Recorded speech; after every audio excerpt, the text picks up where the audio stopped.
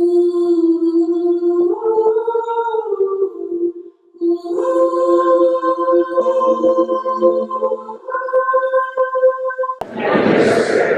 reading from the Holy Gospel according to Mark. Jesus summoned the 12 and began to send them out 2 by 2 and gave them authority over unclean spirits. He instructed them to take nothing for the journey but a walking stick, no food, no sack, no money in their belts. They were, however, to wear sandals, but not a second tunic. He said to them, "Wherever you enter a house, stay there until you leave. Whatever place does not welcome you or listen to you, leave there and shake the dust off your feet in testimony against them." So they went off and preached repentance. The 12 drove out many demons, and they anointed with oil many who were sick, and cured them. The Gospel of the Lord. Praise to you, Lord Jesus Christ.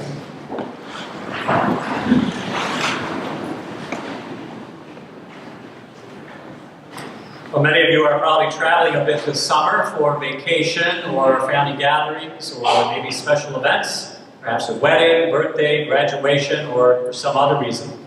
I know that we have a number of visitors with us this weekend from outside the area or from another state, so welcome to you all. Safe to say, though, that today's gospel would not be a good reference point on how to pack for your travels. It certainly doesn't sound very practical for our day and age. When we usually take a trip, we see things as luggage with clothing and money and toiletries, cell phones, and perhaps even a camera as essential for the trip. Perhaps we even throw in some food or maybe a few items for entertainment on top of all those things. Consider, though, what Jesus does here in today's gospel. He sends out his apostles in pairs to travel on foot from town to town to town, telling them to have the bare minimum. No food, no money, no sack, but he does allow for a coat, walking stick, and sandals. Now, if you looked at Matthew's or Luke's version of this particular account, it says that Jesus doesn't even allow for the walking stick or sandals. Just go barefoot. Talk about roughing it, right? So what is the point that Jesus is trying to make? Well, I think you can consider this first time setting the apostles apart from Jesus as being like baseball's spring training. Jesus is teaching his apostles here some very strong spiritual discipline. To not get so caught up in all the creature comforts or material things or their own resources to spread Jesus' message, but to rely totally on God's providing for their needs, especially food and shelter through people that God sends to them. So another way to convey Jesus' message here would be this: travel light, rely heavily on God. Sounds like a good bumper sticker, doesn't it? And I think that all of us could think of what we have at home and say to ourselves, yeah, I sure have accumulated a ton of stuff over the years, and how nice it would be to unload a lot of that stuff. And you know, this time of year is very popular for garage sales all over the place, with many people looking for ways to get rid of their old stuff to usually make more room for their new stuff. And then plenty of other people hoping to capitalize on buying that old stuff at bargain prices. Now, some of us may know of people in our families or neighborhoods who would be considered hoarders. Those who collect certain material things and can't seem to get rid of or throw much of anything away. Now, I've known people who have built extensions on their homes just to store more things. And hoarding, believe it or not, can even be deadly. I recall a 66-year-old Connecticut woman who was found dead in her basement. She had hoarded so much stuff with trash packed from floor to ceiling that the main floor of her house collapsed under the weight of it all, and she was found buried under all of her stuff that went down with her. Recently, I had the pleasure of reading a spiritual book released earlier this year called Making Room for God, Decluttering and the Spiritual Life. It's written by a Catholic writer named Mary Elizabeth Sperry. If you're looking for some good summertime reading, this is an easy, quick read. It's only 109 pages. It's loaded with relatable experiences and very helpful spiritual insights. So consider what Sperry wrote in her conclusion, and I quote her here. Decluttering has shown us that that we cannot fill the holes in our hearts and in our spirits by acquiring more things. At best, the things we accumulate are only a temporary fix. Eventually, their novelty and utility will fade, and we will feel empty once again. All the clutter in the world cannot make us feel whole. Only God can satisfy the needs of our hearts and our spirits. When we begin with gratitude to God and reliance on His provident care, that hole closes, filled with God's presence. End quote. So perhaps we can ask ourselves, how much room are we making for God? To fill our daily lives with the spiritual things that will really last, things that will really make a difference and matter most.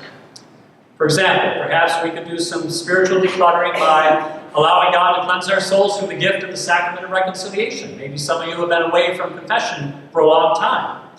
Perhaps God is calling us to share more of our time, our talent, and energy through helping out our parish community in some way. Visiting the sick, helping the poor, maybe joining a committee, maybe assisting at the Mass in some capacity. Or perhaps we could share more time with God by doing some more spiritual reading. Or perhaps go on a retreat to refocus on what's most important in our lives. One of the main lessons that Jesus is promoting in today's gospel and sending the 12 out is not only total dependence on God for the happiness and fulfillment that we seek, but to also focus more on the relationships with other people in our lives. How often we have seen people in stores and restaurants and other public places, and even at home, focus more on their smartphones and their iPads rather than the family and friends and other people immediately in front of them or around them. What Jesus shows us in sending His apostles out on a journey was not to send them off alone, but to pair them up so that they could support each other and grow with each other and learn from each other and lovingly rely on each other. That's companionship. What a more harmonious world we would have if only more people learned to be less focused on their own little worlds with all their gadgets and interests, and more on interacting and listening to other people. As a grand finale, I will share with you one of the best examples I know of that spirit of decluttering and relationship building.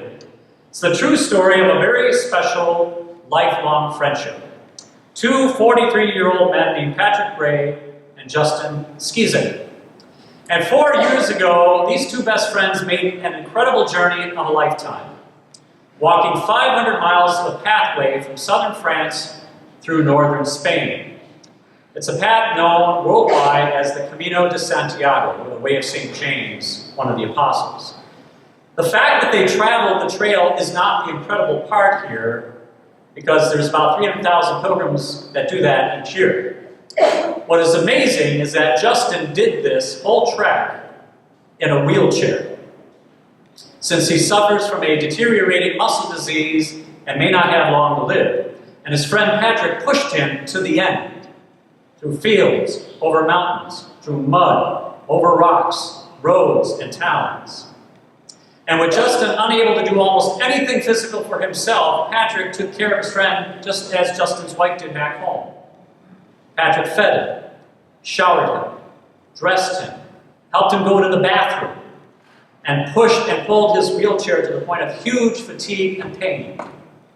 And all along the way, they were blessed with a couple of friends from the States who accompanied the two men for part of their trek. And there was a small film crew that actually filmed their journey, and a number of fellow American financial backers who helped to make their 5-week journey possible. And of course, many people praying for them and following their daily grind, all on social media. Patrick and Justin also received lots of physical support from various strangers they met along the way, male and female pilgrims from all over the world. And they were touched by what they saw Patrick and Justin doing, admiring their courage. For many thought it was impossible for someone in a wheelchair to make this rough trek. So they offered to help with their hands and their bodies, pushing him, pulling him, and at times actually carrying him over some bad terrain. And not only did Patrick and Justin undergo much healing and transformation personally through all that they experienced on this journey together, but they inspired and transformed all the lives of those who came in contact with them, even leading to several of the pilgrims they met experiencing healing of their own, from their own issues. They helped to heal one another. Thank God. And you know, the whole adventure is captured beautifully in a book from last year called I'll Push You. And it also became a documentary feature as well. And believe it or not, we'll be showing that feature in the link here at St. Mary's later this month, so sign up. That Christian twosome is the embodiment of what Jesus is teaching us today in this gospel. To take risks in this journey of life by traveling more light, trusting God completely to accomplish what God asks, and to help one another along the way. Are we willing to declutter our lives and do the same? We all have something more that we can unload. Personal baggage, possessions, maybe grief, ill feelings towards certain people, maybe guilt, etc. We are all companions on the journey called by Jesus himself, just as he called the apostles. So may we never lose sight of that mission homeward, which Jesus has assigned to all of us through our baptism. Happy trails.